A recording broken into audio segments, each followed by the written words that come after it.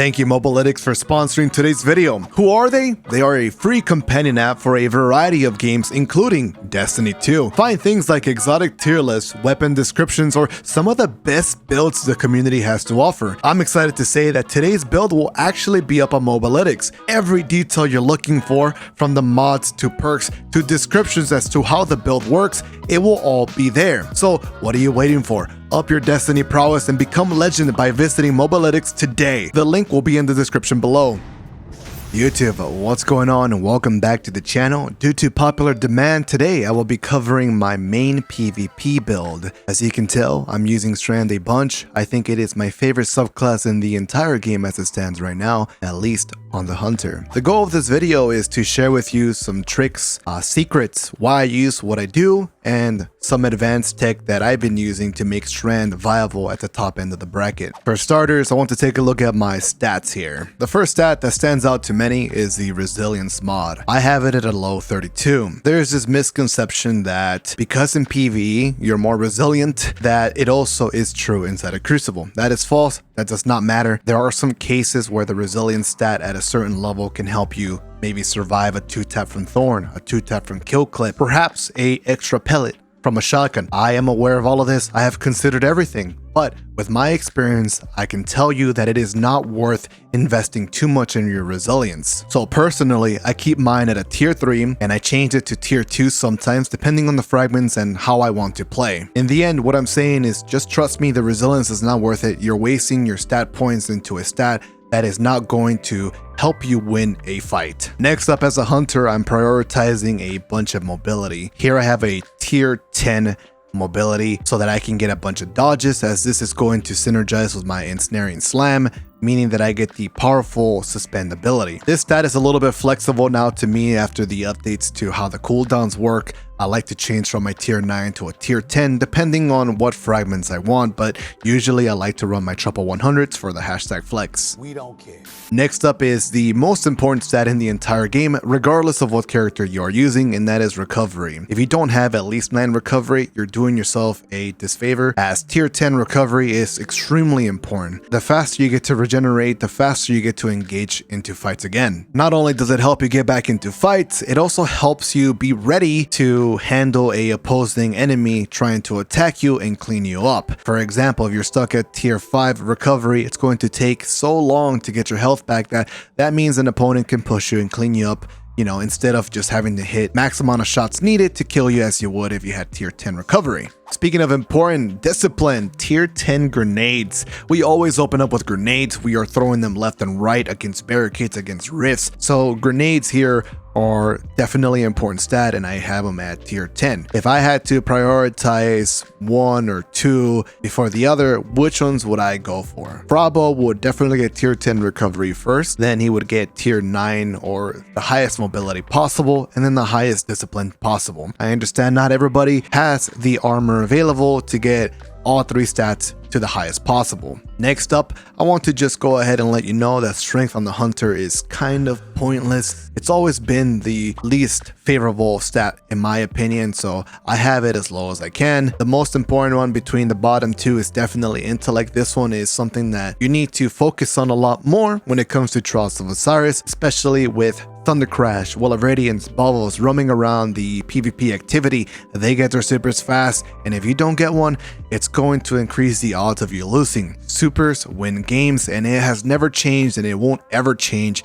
You need to make sure you get your supers. So in my honest opinion, I think that tier 5 intellect minimum is the best, and then if you can utilize your fragments to boost it even higher, then that's really good for you as well. In something Trials of Osiris, like I use tier 6. I'll sacrifice a mobility stat for tier 5, use a fragment for tier 6. Here on the screen, I'm going to show you the mods that I put in my armor. Let's go ahead and break down why I'm even using some of these mods. So on the helmet, pretty self-explanatory. Strand targeting. The most important thing about this is being able to improve the aim down sight speed for Strand weapons. Since I am going to be using a Strand hand cannon or an SMG, that matters a bunch. Also using that for the shotgun. It's a way to make your weapons feel more speedy, a little bit more quick to engage. On my gauntlet, very important, I'm using Strand dexterity. So regardless of what weapons you're using, you always want to use dexterity mods for the weapon that has the lowest handling. So take a look here at my hand cannon versus my shotgun. My shotgun has 53 handling and my hand cannon has 41 handling. So with the logic I just established, I'm going to use dexterity mods for the weapon that has the lowest handling. What this does is allow you to get the most beneficial effect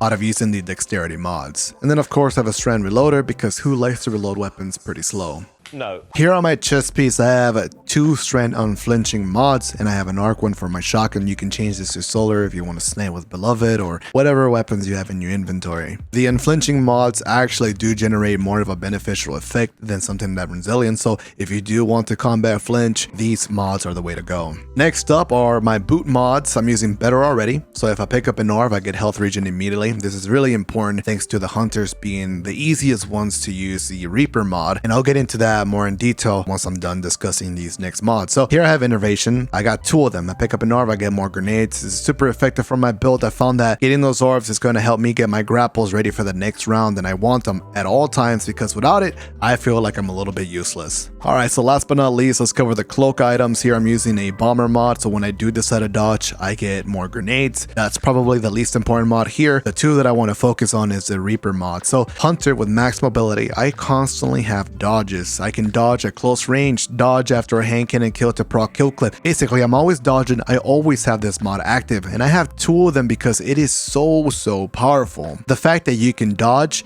and then you can go around the map the entire time for what seems to be like forever, and then whenever you get a kill, you proc that orb of power. I'm not kidding.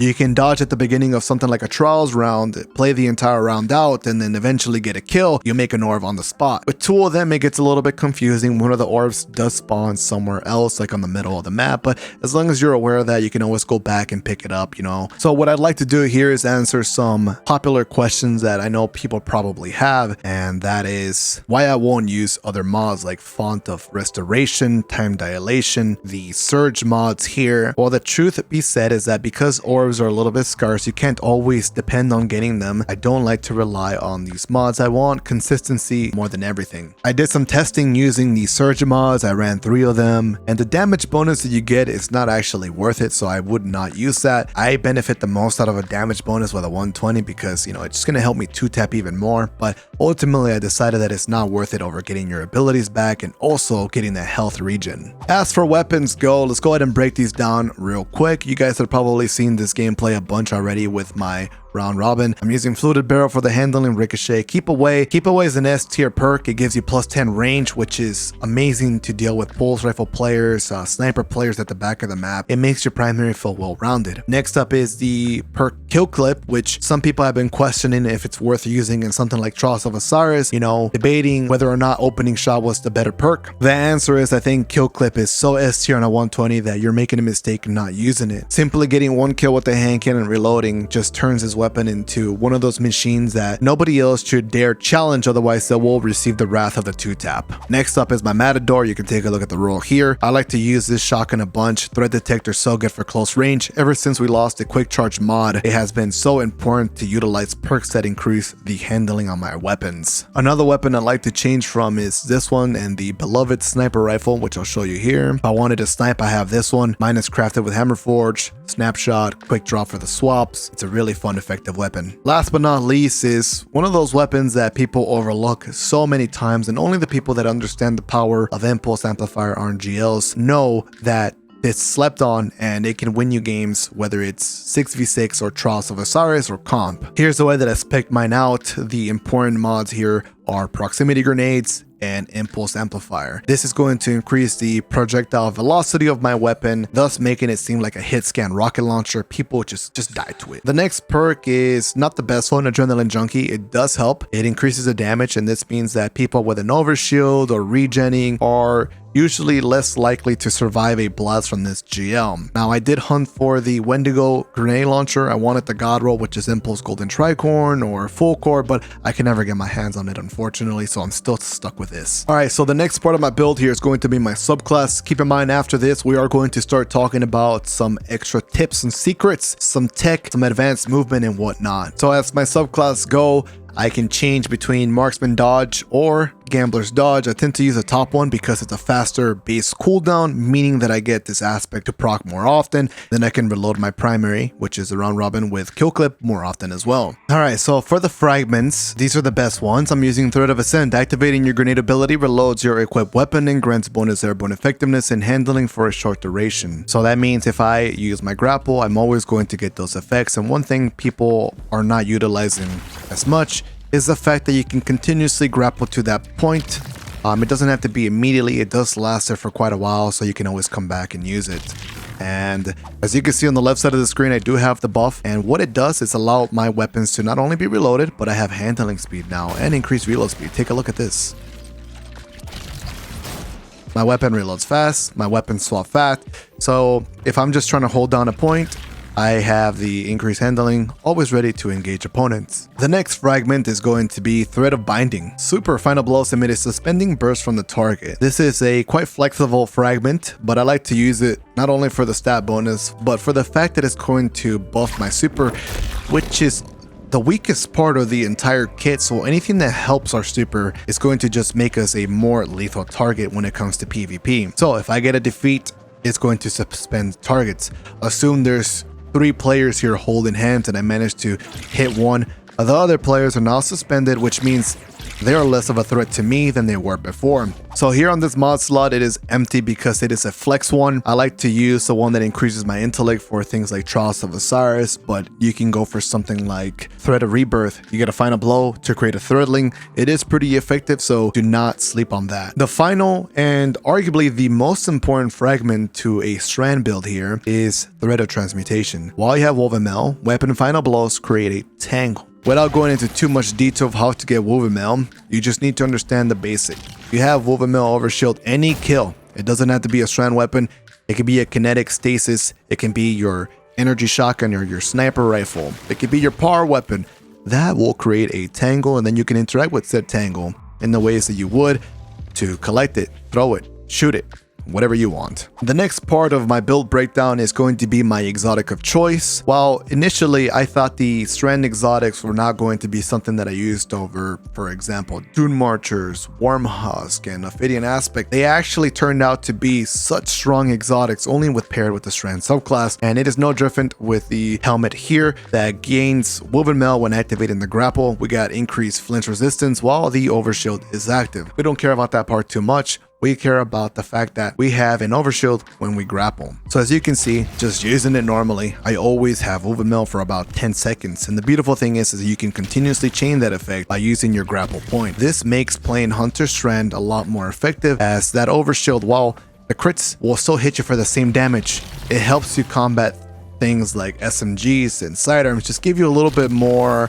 of a protective barrier when trying to just engage targets or just fly at them in general. Now let's go back to one of the fragments that I showed to you. It stated here that while we have Woven Mail, weapon final blows create a tangle. So as you can see, because of my helmet, I will always have Woven Mail as long as I grapple. In fact, I can have Woven Mail 24/7 if I just continuously chain to the same grapple point. I can always have the ability to get a kill and make a tangle on the spot. As far as tangles go, the artifact does generate some bonuses to make them a little bit more lethal, but because we want to build that's good for long term, and you know, it is seasonal mods after all, I won't really cover them in this video. Instead, I'll just tell you the unique interactions that you can have with the tangle point. So when you create a tangle, you can grapple to it, you can pick it up, and it won't waste your grapple energy, which is fantastic. You can take a tangle, throw it into the skybox towards a target, and immediately grapple towards it to, you know, create the same effect. What I want to do next is talk about how to utilize the super properly. What are some strats that we can do to make the Strand Hunter super a lot more effective? So there are some unique interactions with the dodge. If a Thunder Crash, for example, tries to fly at you, you can just use your dive ability to suspend him midair and disable him from being able to use his super. The same can be done in your Grapple Hunter super. So if you know the enemy has a Thunder Crash, for example, and you're expecting them, you can kind of just wait for them, pop your suspend ability and it gives you a fighting chance. The way that I like to use my super is not by just grappling on enemies 24/7 while mid super, because while the grapple is a nice movement tech, it is for whatever reason not that helpful when it comes to your strand super. So instead I encourage you to use it like one of the normal ground based supers. So you use cover to your advantage, you use a dodge a little bit here and there to hit them, you close the gap little by little.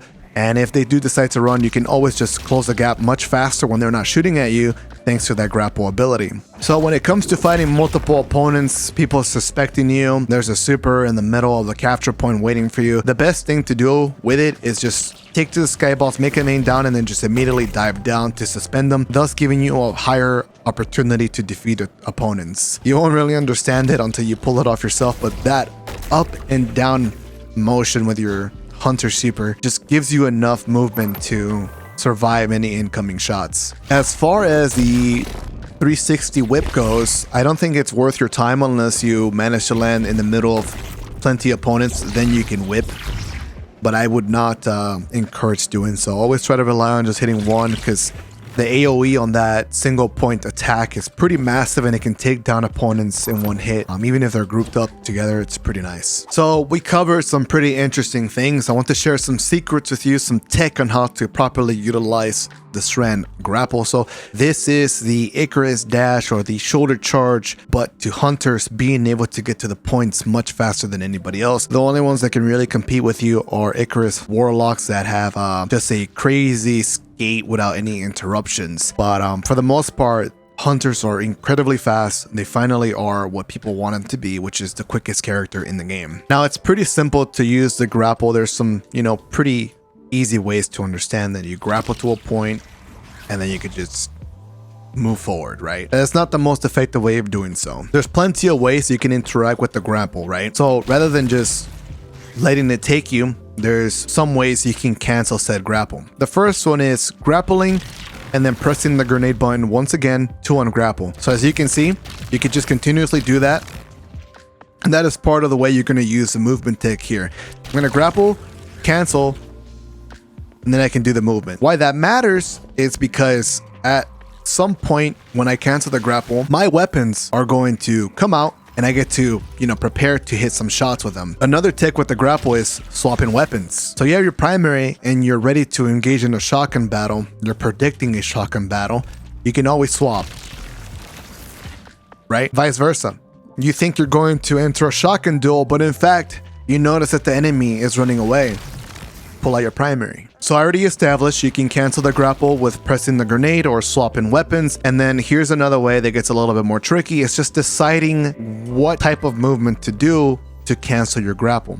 So for example here, there's a way to just go straight forward for the speed, and there's a way to create some kind of like movement juke so the opponents don't shut you down in the middle of your grapple tech. Some people will just go straight in a line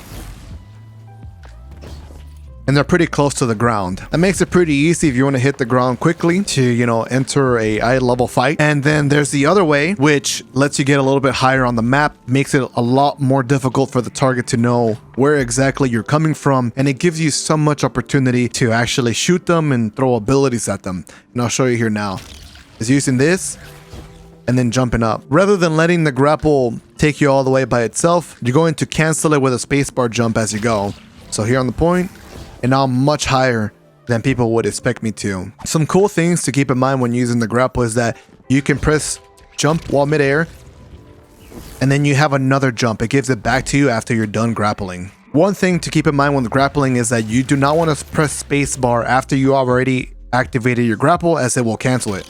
As you can see right there. Either jump and grapple, or you stay grounded and let the grapple take you, then use your jumps. So why all this tech matters is because you get to use it differently depending on the terrain, the map. It's going to allow you to just get through crazy parts of the map at, fast speeds. I'm going to cancel the grapple, jump through, get all the way across, and now, little do they know, I'm directly in their face, ready to engage. In this scenario, I'm canceling the grapple with my jump, or I'm letting it carry me over. Oh, there's a guy fighting around this area. I'm going to cancel it with my shotgun this time. The next advanced tech I want to go ahead and cover is utilizing the grapple as you would when you shotgun shield bash, shotgun shoulder charge, like you would on a Titan. So let me explain, let me show it to you. grapple, shoddy melee. So you can utilize this effect to kill opponents and then change your direction. Or maybe, you know, use the grapple towards them to defeat them. Another way I like to use this effect is not by shooting, but actually using it for jukes. Assume there's a guy here around this wall.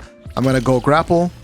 I'm gonna pretend like I'm gonna challenge him, but in fact, I'm actually going to use my melee ability to go right back where I came from, creating this movement effect that is going to cause the enemy to react in a way that gets them outplayed essentially. Let's say there's somebody around this wall. I'm gonna pretend like I'm pushing.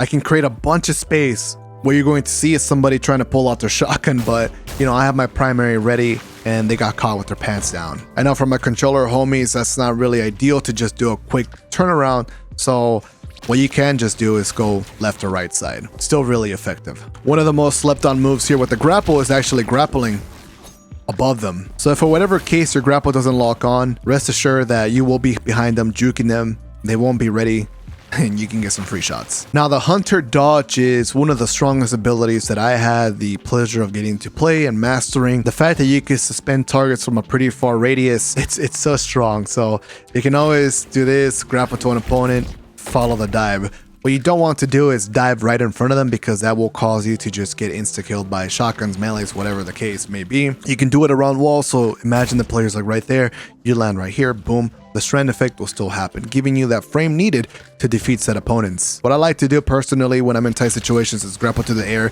find my target, grapple on them, and they do not expect that move. So next on the grapple tech, you know, another advanced move is the, let's just call it the Pathfinder swing around move. Exciting. So here we go. I'm gonna grapple towards the corner, and thanks to that, I can get all the way across and keep my speed to get to a certain part of the map, as you can tell. And with practice, you can pull that move off more effectively, faster, more clean, regardless of what map you're playing on.